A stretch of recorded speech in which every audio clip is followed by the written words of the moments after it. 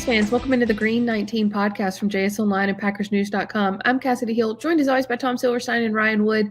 We are all sort of stationed around Soldier Field right now, wrapping up week one of the Packers 2023 season and the debut of the Jordan Love era, where the Packers have won 38-20 against the Bears, and a couple of those Bears scores were in garbage time, so something to take into account there as well. Guys, I want to start with both of y'all just kind of getting your, of course, overarching, 30,000 foot view of the game before we get into some specifics. But I'm going to tee you up this thought. As guys were coming off the field, I was standing in the tunnel watching, and Devondre Campbell, Devontae Wyatt, and then even in the locker room, Kenny Clark, a couple of different guys, all made a comment about nobody thought we would win. Everybody counted us out. Is that just bulletin board material that the coaches used to motivate them? I felt like there were a lot of unknowns about both of these teams, but how many people were really counting out the Packers? Keep that in mind, I guess, as you share with us your overarching view of the game. Spoon, we'll start with you. I think I got that sense that was a defensive thing, that, they've been maligned as a defense, and that nobody kind of expects that much from them this year. But that is kind of that's a very common, rallying cry in locker rooms, that nobody cares about us. They don't believe in us. Well, okay, that's good. Now let's see what happens when they do believe in you. Can you carry it forward? It was a good overall first performance. I think we talked about it in the podcast last week. I mentioned, they have to start out being the more physical team. They have to establish themselves as a physical team in this division, if they want to compete with the 49ers, the Lions. I mean, if they were watching the Kansas City Lions game on Thursday, then they got an idea of, what the season's going to be like. And I thought they came out, and at least for the Bears, they looked like they were the team that was more physical and really a better overall team. Yeah, I think that more as maybe no one believes that this is going to be a winning season, because I picked the Packers to win today. I think both of you did too, right? You guys picked the Packers? I think a lot of people were picking the Packers.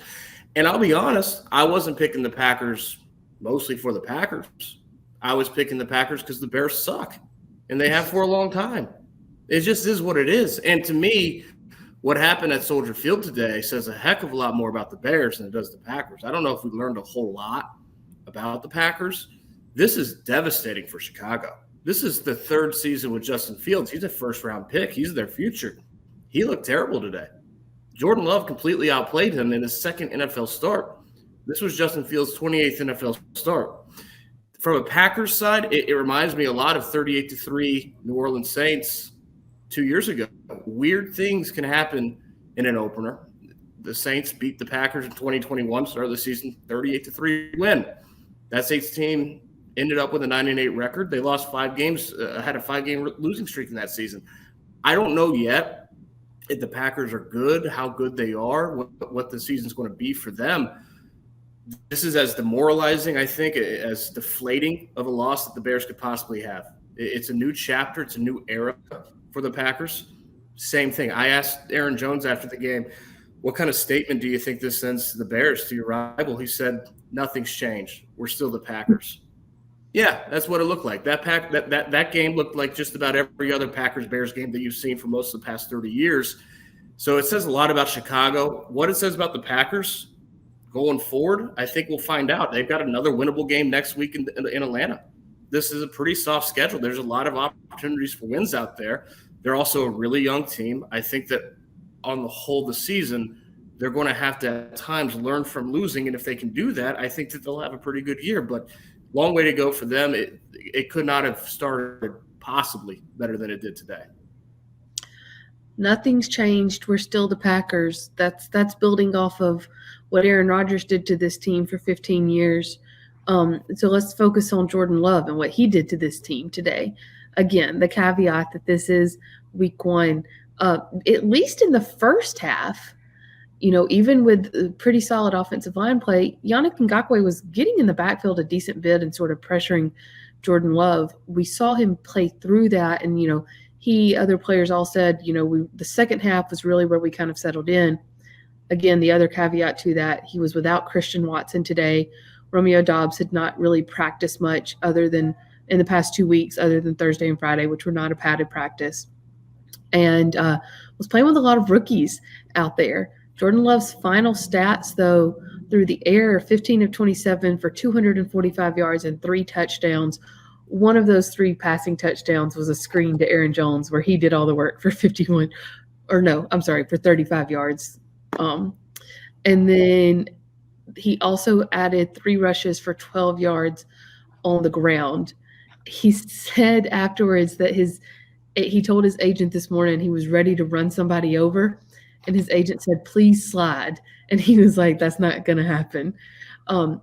So just Jordan Love's mentality coming into this game, the way he played, and we'll get into some specifics here overall, but just I think the biggest thing that can happen with Love, and we maybe saw it happen a little bit in Kansas City, is you can start to play scared, especially if they're getting into the backfield. Did you get that sense from Love, Ryan? And what do you make of sort of just his approach, even when playing with a bunch of really, really young guys in this game today? What had to be really demoralizing for the Bears and just incredibly impressive from Jordan Love's standpoint, on 3rd and 4th down, he was 8 for 10, 141 yards and 2 touchdowns. That's a perfect 158.3 rating. Obviously, the 4th and 3 to Aaron Jones out of the backfield was the big play because it went for 35 yards and a touchdown. But I thought Jordan Love's poise was what was most impressive to me. And that's the thing that since the Aaron Rodgers trade, since the owners' meetings, before the Aaron Rodgers trade, Matt LaFleur has been really emphasizing is that for a young quarterback, this is a guy who's really poised. I mean, how many young quarterbacks making their second NFL start will fumble the snap? And that's a recipe for disaster. And he finds his rookie tight end wide open for almost 40 yards down the left side. His ability to take the game as it came to him, to not 3 touchdowns, 0 interceptions, not make mistakes and make plays that were there. I think, he had 2 opportunities to hit a deep ball in the first half. That deep ball is going to still, he overthrew Samari Torrey, overthrew Luke Musgrave on a play that would have been a touchdown. That deep ball is going to have to develop more, but his ability to, as a young quarterback, to play the game with poise and composure really stood out to me today. Spoon, it's never as good as it looks. It's never as bad as it looks. So what's sort of the median takeaway of what Jordan Love did versus the Bears? A couple things. One, he didn't turn the ball over. That was number one. Even when he had a screwed up snap, he made something out of that play. Number 2, the players around him played their butts off. I mean, the offensive line was outstanding. He had plenty of time. The catch Romeo Doubs made in the end zone was phenomenal over Tyreek Stevenson. Even the move he had to get open in front of Eddie Jackson was pretty good. Love made a decent throw, but Aaron Jones turning those 2 passes into huge gains, 1 a touchdown. He just had to get the ball in the hands of some of those guys. Jaden Reed was wide open on that corner route. Beautiful route. That's a ball we've seen them hit all camp long. It was like watching training camp. That corner route that Jaden Reed runs all the time and usually was beating Keyshawn Nixon on. I think there was all kinds of he got all kinds of help from people on the day of his biggest game of his career to this point. And so there's going to be days when they're going to need him more than, he needed them today. So for that standpoint, he got the ball in his playmakers' hands and let it go from there. I want to focus a little bit on something that went wrong, though. The end of the first half, they were in field goal range. They got the ball in great territory. In fact, let me pull up the possession chart right here. I want to say they got the ball on their own 44, so around midfield, and get down into Chicago territory. And, I mean, at this point, just come away with a field goal. And Love takes a sack on the second down, seemingly knocks them out of field goal range. That was something that after the game, Jordan Love took the blame for. But then Love and the offense were kind of lackadaisical getting to the line, and they thought that the timeout was being called because the Packers had a timeout left. More than 15 seconds run off the clock. They end up having to call a timeout with, I think 4 seconds left. Luckily, Anders Carlson, saved Matt LaFleur there and kicked a 57-yard field goal. Is that just one of those things, though, that's like – and part of that was LaFleur. LaFleur took the blame for not getting the play in quick enough and having to waste that time out there.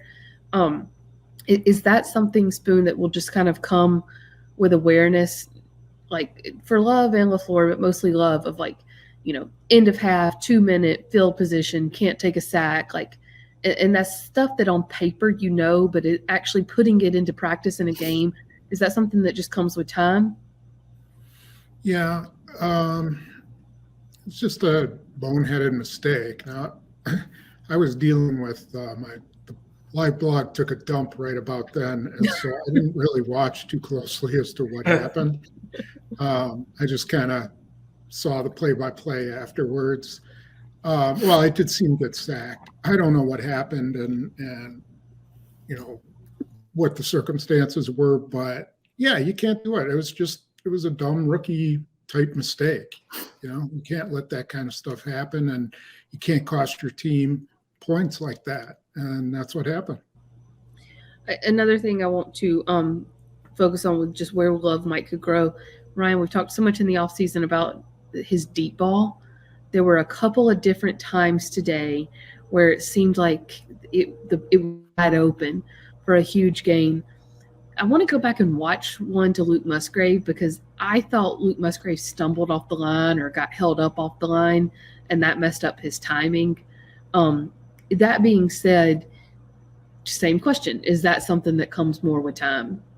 Yeah, it's the same that we saw all through camp. And it's probably not surprising for a really young and experienced quarterback. That's usually one of the last things to come. It's going to need to come. We'll see if it does come. In the long haul picture, the long-term view picture, that in a lot of ways will determine the ceiling for Jordan Love. It's very clear he's got a great grasp of Matt LaFleur's offense. Again, I mentioned the poise and his ability to come back from mistakes like that is very evident.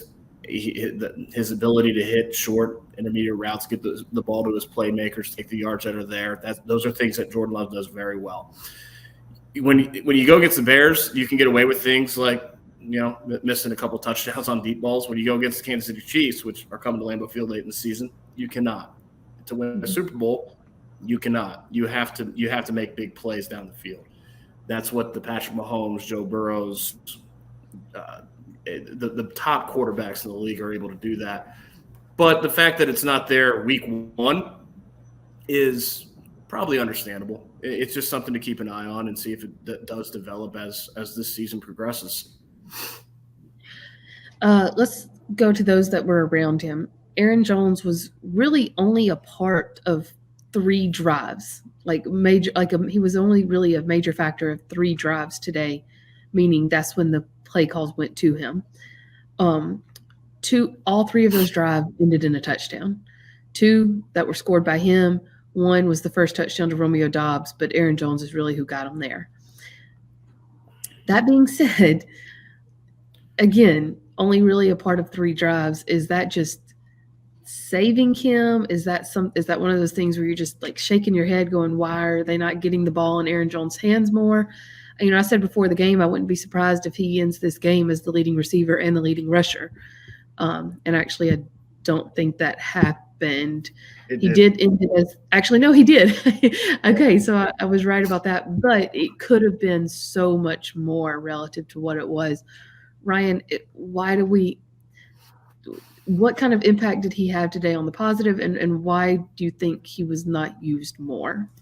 Yeah, it's funny. I asked Aaron Jones after the game. I was like, man, I'm bad at math, but U equal touchdowns. That's the math I can do, because the 3 drives that he touched the ball, they all scored in touchdowns. And he didn't get after 5 carries on the opening drive, he did not touch the ball again in the rest of the first half. They did not get back to the end zone.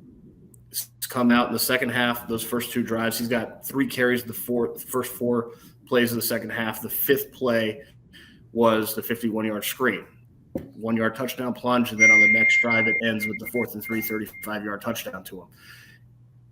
It strikes me that when Aaron Jones says nothing's changed, it seems kind of personal. Like he's been the engine to this offense for a while now. Last year, certainly without Devontae Adams, I think you could even argue, and when they had Devontae Adams, they often went as Aaron Jones went. And he's still the engine to this offense. That has not changed. It also strikes me, Aaron Jones was the first teammate to go out to Southern California this offseason. He connected with Jordan Love as soon as Aaron Rodgers said that he's playing for the Jets this year. And when he was out there for those private workouts, he was working predominantly as running through the entire route tree as a receiver and not a running back. I said it all through camp. I think Aaron Jones is going to set a career high for receiving this season. 2 catches for 86 yards today. He's off to a good start along that path. Jordan Love's ability to hit checkdowns, it directly translates to Aaron Jones getting the ball in the backfield. You saw that on the short 4th and 3 touchdown pass. He's going to be as important as a receiver as he is as a running back and running the football this season. And through one game, leading receiver, he might – we'll see. Christian Watson, Romeo Doubs will have something to say about it, but he'll be right up there as one of the Packers' leading receivers this season, not just as a rusher. Spoon, the flip side of that. Let me add to that. He's got to stay healthy. What did he say about his hamstring? I wasn't around him. Oh, yeah. Yeah, I asked him about that specifically. He said, and Matt LaFleur mentioned that hopefully it's just cramps. He said that he felt it bite a little bit. He watched that touchdown run at the goal line. He reached back to his left hamstring with his left hand.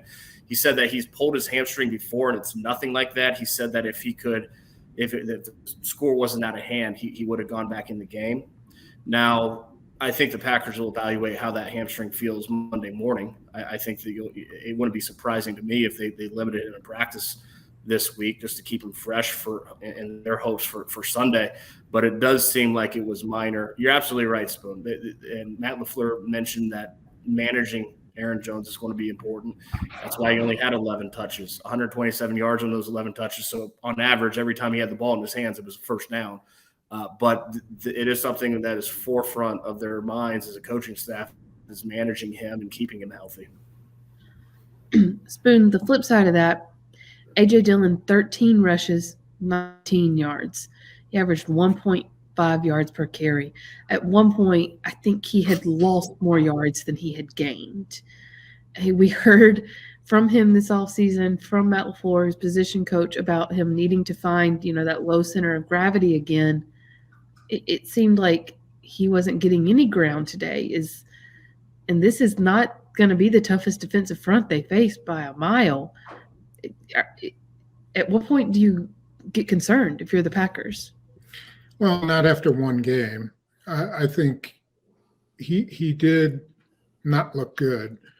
But, part of what we don't know is how many of those runs were designed for Aaron Jones, going into the game. I'm sure he had his package of runs that they wanted to get him on, and maybe they just weren't blocked well this week. Maybe next week they're blocked better, or he has a different package of runs. But yeah, I think given his struggles and just not being the finishing strong last year, I think that's gonna kind of dog him until he has a really big game. And so I was thinking that if Jones was going to be out, that, Dillon would be the starter, but they would bring Emmanuel Wilson out there because they're going to need some speed to go with him. And I wouldn't be surprised if he winds up starting to get some carries after a while, because maybe to replace Jones when they need speed, because Dillon's not that kind of guy. And they seem to be better when they have a speed guy back there. That in mind, just a small note, because I want to get y'all's opinion on this, if there's anything to this. Patrick Taylor was elevated practice squad elevation for the game day. He got in, I think he had like 5 rushes. Yeah, 5 rushes for 22 yards.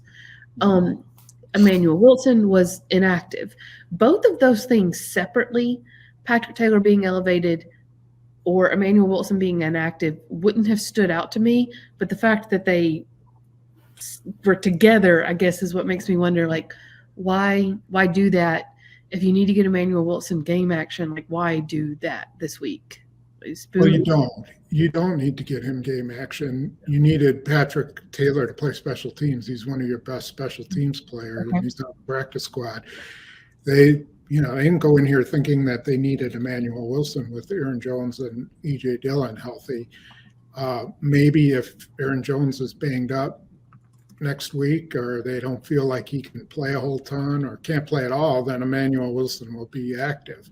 But Patrick Taylor brings, a real physical aspect to their special teams, and eventually he's going to be on the 53. They get 3 free passes with him, but I think he proves over and over again that he's a good special teams player and needs to be on the 53.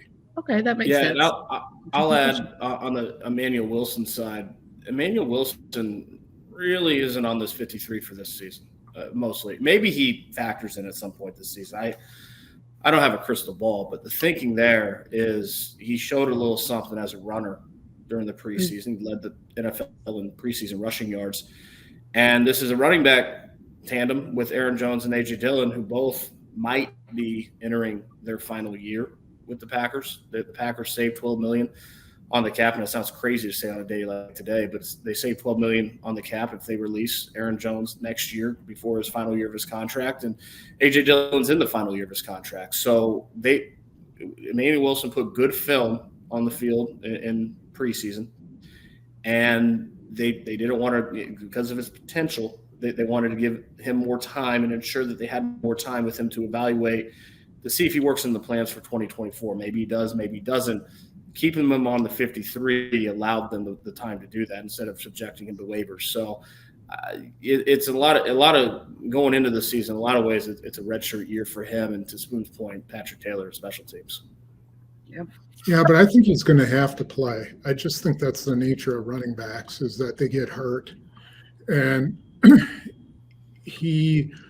I think at some point that he will play, the week that Aaron Jones's hamstring is hurting, or A.J. Dillon rolls his ankle or something. I would have been really interested to see what he did on that bootleg screen across the side of the field that Aaron Jones blew up for 51 yards. I mean, he would have been perfect for that kind of a play. So I agree that initially they brought him up for reasons of just stashing him. But, the more I thought about it is like, in the NFL, these guys get hurt. Running backs get hurt. And at some point, he's going to have to be ready to play. Yeah. Okay. All interesting points. And that does answer my question as well. Let's move outwards a little bit to the receivers. Of course, as we said, no Christian Watson today. Romeo Doubs comes up with 2 touchdowns that, as we said, both huge touchdowns. Kind of showed why he's so valuable to Jordan Love as well, that he can just always be counted on, or Love can always count on him. Seemed, at least in my opinion, so I want to get y'all's, very much a rookie performance from some of the guys. Not bad, some promising things, but nobody that was like immediately like, oh, this kid's going to be rookie of the year. Is that kind of the sense y'all got from, Jaden Reed, Dontavian Wicks, Luke Musgrave, so on. Ryan? Yeah, I just find it fascinating. We saw today how young this team is. I mean, it seemed like almost every other play I was rattling off. This is a first career for so-and-so. First career reception today for Luke Musgrave, for Jaden Reed. First career sack for Lucas Van Ness. First career sack for Carl Brooks. First career field goal for Anders Carlson. Everyone knows Jordan Love is young and that he is new. But the entire team is young and new. It's an incredibly young team. And I'll tell you that of all the firsts today, the one that really stood out to me was Lucas Van Ness chasing down Justin Fields from behind for his first career sack. He was drafted because he's an athlete. He tested very well, and he showed it when you can chase down Justin Fields from behind. That's pretty athletic because say what you want about Justin Fields as a quarterback, he's a great athlete. So I didn't feel like we saw all that much from Lucas Van Ness in his first training camp. What was his 9th NFL snap? He sacks Justin Fields. That's a really positive sign for the first-round pick.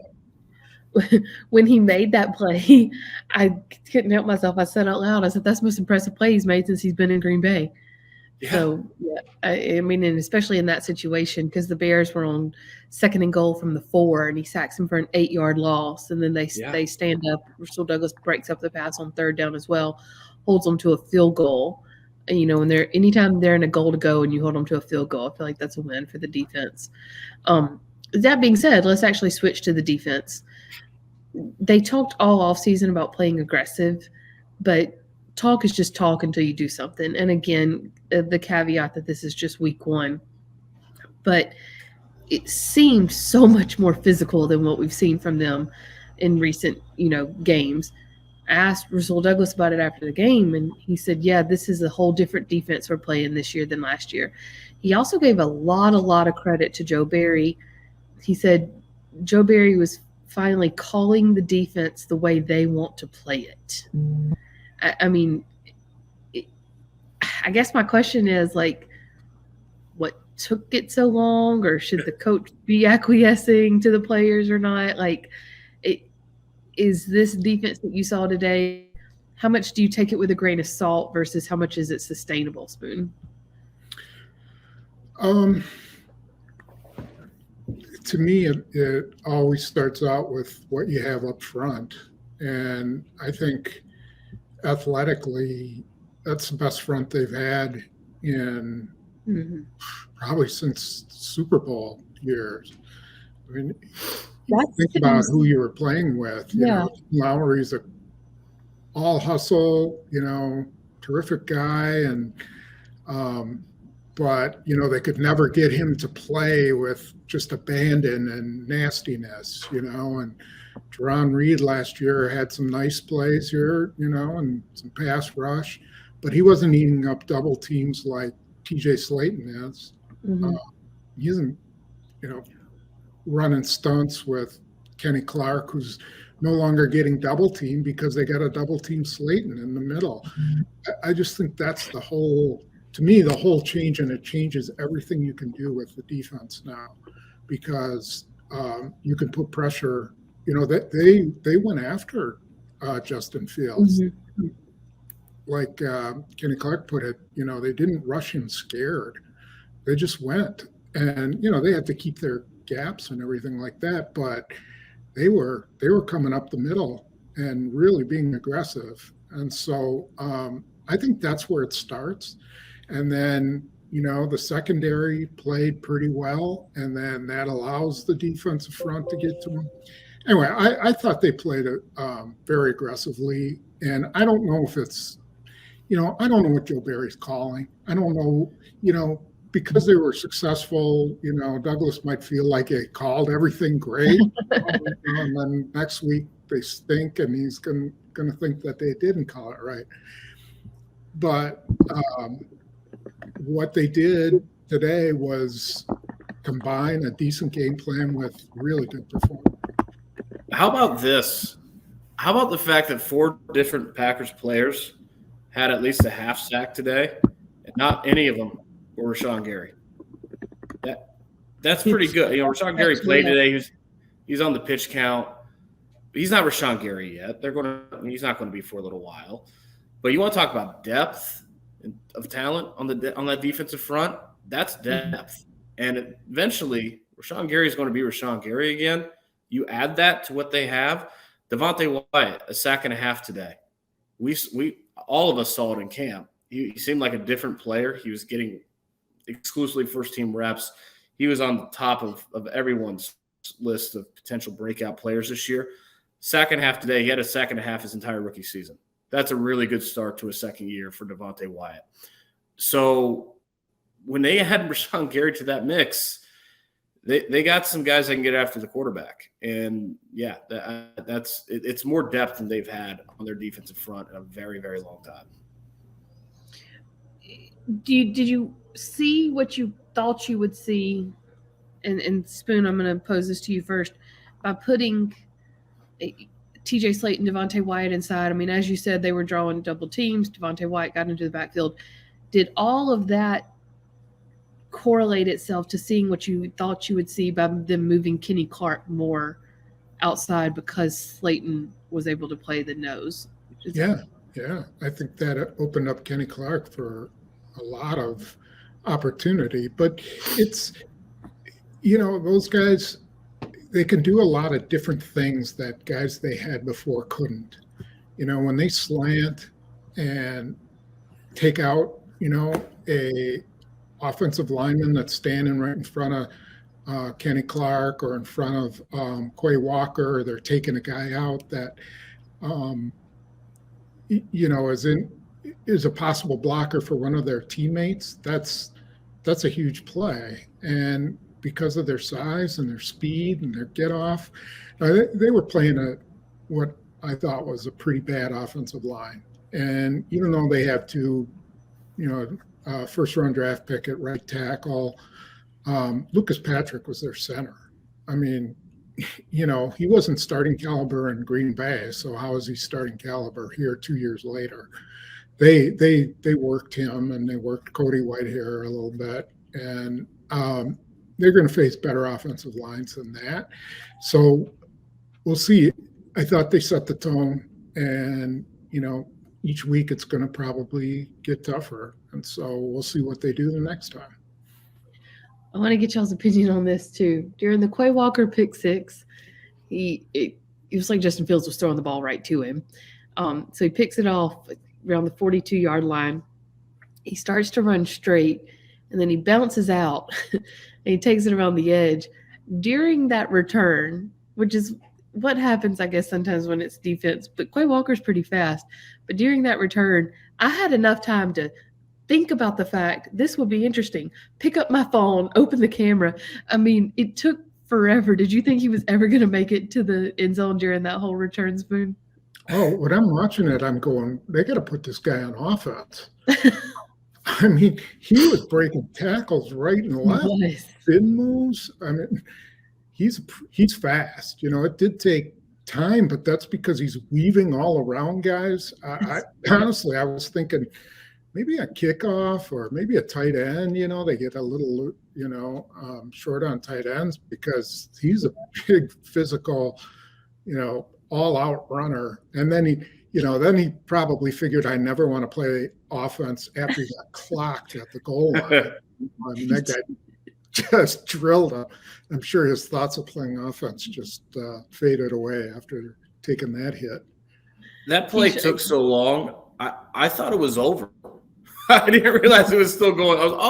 The play's still happening. That's how long it took. And sure enough, he ended in the end zone. You're right, Kassidy. It was thrown right to him. But how many times last year did we see Quay Walker drop picks? I mean, over and over and over again. The return wasn't surprising me. He's an athletic specimen, and that's why he's drafted in the first round. We've known that guy's got quick bursts. He's a tremendous athlete. But he finally caught an interception. It happened the entire rookie season. That's not something that he was able to do. So that's a big step in the right direction for him, even if the ball was thrown right at him. I think it also needs to be said about this when it comes to the defense. They brought it today. This was a tremendous performance for them. They really held the water in that first half as Jordan Love and the offense were getting untracked, holding the Bears to 2 field goals in the first half. That initial statement, having the 3rd and 1 and the 4th and 1 and getting the stop to open the game, tremendous early statement. They're going to face not just much better offensive lines, but much better quarterbacks throughout this season. I go back to today showed me more about the Bears than I really learned about the Packers. Justin Fields, going into his 3rd year, does not look like the guy. He's a tremendous athlete.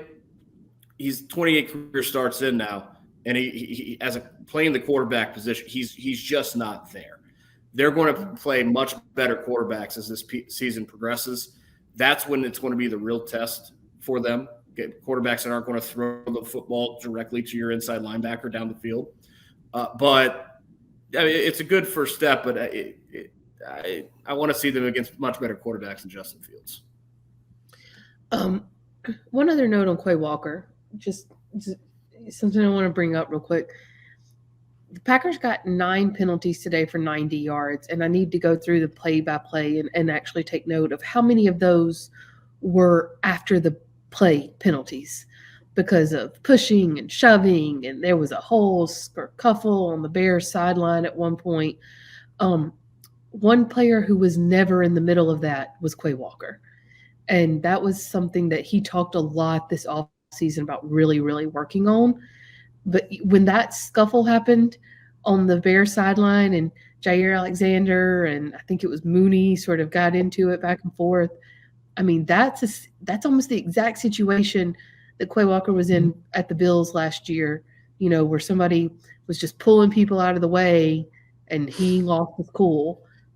And so, I mean, again, it's just week 1, but I think that it stood out, at least to me, that in so many different little scuffles on defense today, Quay Walker was never in the middle of it. Maybe he just purposely removed himself from that situation. So, anyway. One other note on the defense that worth keeping an eye on is I thought Rudy Ford was not acceptable, in his performance. I thought he overran some plays. He looked stiff again. At that position could be the Achilles heel for them this year.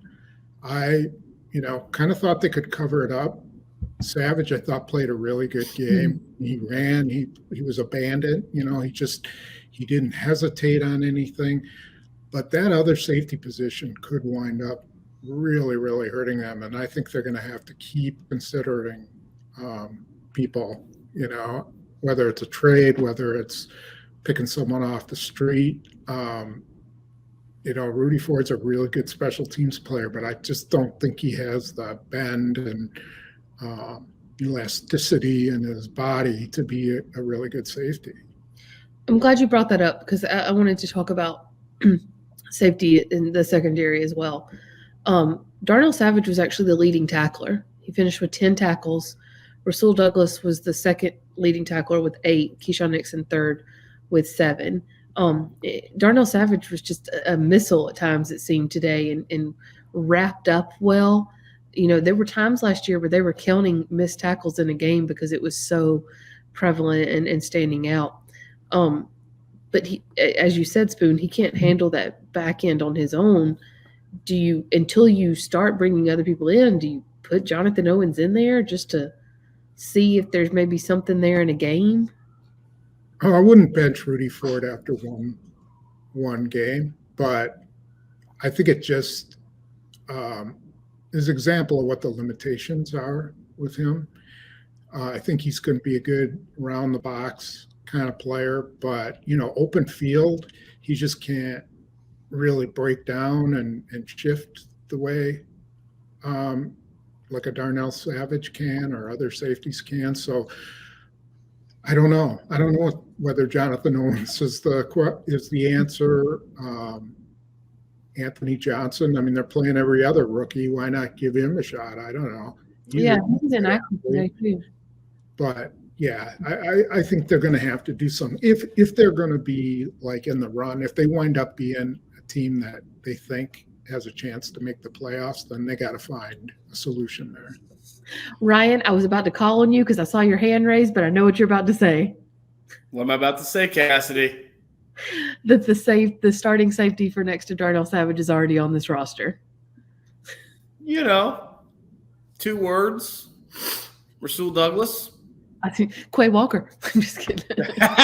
Hey, he played a good deep center field there, didn't he? Yeah. We've talked about it a lot, but it's not Rudy Ford. I don't think it's Jonathan Owens. Carrington Valentine, I don't know what his snap count was, but he was out there certainly in dime today. He's a 7th round rookie.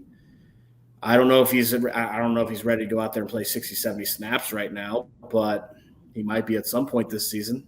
I just if they're going to fix that position, I don't see any other way other than Rasul Douglas.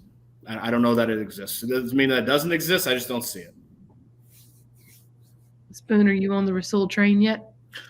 I think they're going to look around first, see what they can find, see if there's somebody available. I mean, I've seen this before, coaches get this in their mind that a guy is more valuable in one spot than the other. I don't know what they do with Eric Stokes when he comes back. I mean, is he just going to be a nickel or what? He's a 1st-round draft pick. Mm-hmm. So then what do you do with Douglas, or what do you do with Keyshawn Nixon? Maybe Alexander goes into the slot and Keyshawn Nixon gets benched. I mean, he got beat for a touchdown today. I don't know. All over the place. I don't know what they're going to do, but I'm not confident they're going to move Rasul Douglas. I'm not either, just for the record. But and I say internal. Externally, yeah, I think they're going to look around because I don't think they're going to move him. But and I get why they're not going to move. He played a well of a game today. He's a darn good perimeter cornerback, and having him and Jair Alexander on your perimeter is really nice perk for defense. I understand the logic. I just see a massive hole at safety. I don't know how they're going to fill it. Spoon, you said bench Keyshawn. You benching him just for giving up that touchdown? Because he seemed to kind of be all over the place to me other than that. Which, I mean, not that that's acceptable to give that up, but he was where the ball was and I think dropped him for even a loss or very, very short gains several times. Well, if you're going to put Eric Stokes in the lineup, you got to move people around, and he would be the first one out. So if Jair Alexander moves to the slot, then someone has to go to the bench, and it would be him. Could he play safety? I don't know. He's been training so much at slot, I just don't see it. Yeah. They did play dime at one point today with Carrington Valentine on the field. So something to continue to watch as well. Anything else on defense before I move on to special teams? Okay. As we said, Anders Carlson with a 57-yard field goal. And we know he has the leg, but the accuracy was pretty on point too. It was a little bit more on point than I thought it would be. Daniel Whelan's first punt was kind of but then after that, we saw that booming leg that we saw all through training camp as well. We talked about these 2 rookies coming in on special teams as well and sort of figuring out these stadiums, especially these stadiums around the Great Lakes that are a little bit more difficult to play in. Spoon, first takeaway of Daniel Whelan's rookie debut. And I think he became the first Irish-born football player to start a game in the NFL with this debut today. Yeah, supposedly. I mean, I don't know who keeps that record, but there's a little elf in the basement at ESPN. He couldn't have had a better day. I mean, it was a beautiful day. The wind was 7 miles per hour. I mean, it was perfect. He kicked 2 into the end zone, and he can't do that. He's got to keep the touchbacks at a minimum. Otherwise, he did about what we saw in training camp. First one wasn't great, but, he boomed some. Carlson, I thought, did a really nice job. Now, I'm not sure why his kickoffs didn't get into the end zone. I'm not sure if the wind was blowing in their face on that side, because I fully expected him to kick every single one out of the end zone. But maybe they were trying to kick to the one. I don't know. Maybe they thought that they could keep them inside the 25. Ryan, is it time to dispel of the notion that Anders Carlson is not the solution at kicker? Did the lights just go out on you? Yeah, it's time to turn the lights back on. I know that. Maybe that's our sign to go home. I don't think I learned anything about Anders Carlson today, one way or the other. We all knew that he was going to make the roster, and they're going to be patient with him for a good reason. He's incredibly talented. He has a booming leg. He made that 52-yard field goal on a high snap that Daniel Whelan handled very well, look easy. And there's not a lot of, especially on that type with that type of snap, there's not a lot of kickers with the leg talent to make it look easy. He did. When you have a rookie kicker who's making 2/3 of his kicks in camp, that's a problem. But over the long haul, you figure that talent will win out. It usually does in this league at every position. For today, it looked really good, and we'll see where he goes from here. He's got a really talented leg. He needs to stay as consistent as he was today. If he does, Packers might have one of the best kickers in the league on their hands. If he doesn't, they have a problem. Well, the light's going out on you tells me it's time to start landing this plane. One thing that I want to do possibly this year, I don't know, we'll see how this goes and decide whether or not to keep it for the next episode or not. Each give me your most impressive play of the day. Like, what was the play that made you go, whoa? And then the play that was like, eesh. Those are both technical terms, by the way, whoa and eesh. Whoever thinks of theirs first. I'll start with mine. I think my most impressive play of the day, and I go back and forth between Lucas Van Ness and this touchdown, but I think I'm going to go with the touchdown. Jordan Love's first touchdown to Romeo Doubs. It was not that – I think it was like a 4-yard touchdown. It was not that far. But what was the impressive part about it, did y'all see this? He double pumped it. That's a vet little move right there to kind of fake out the defense and double pump that and still get it to Romeo Doubs as he comes across the back of the end zone. Those little things like that are what make me think like he's got a decent size career in front of him. And then my most ish play was probably the miss on the deep ball to Luke Musgrave. But again, I want to go back and watch that and kind of see exactly what happened on that play. Anybody else have a play? I thought the fumbled snap and the presence of mind to get it out to Musgrave was pretty good play. To know that was the place to go was smart on his part. He didn't panic and knew that's where the ball was supposed to go, and he looks up and the guy's standing there all by himself. So that was a pretty impressive play.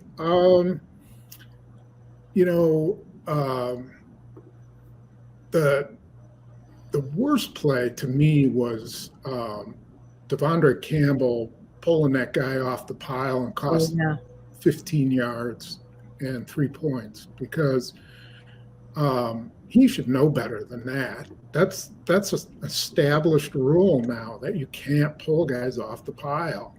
So that was a really dumb penalty, and you'd kind of expect more from him. So that kind of surprised me.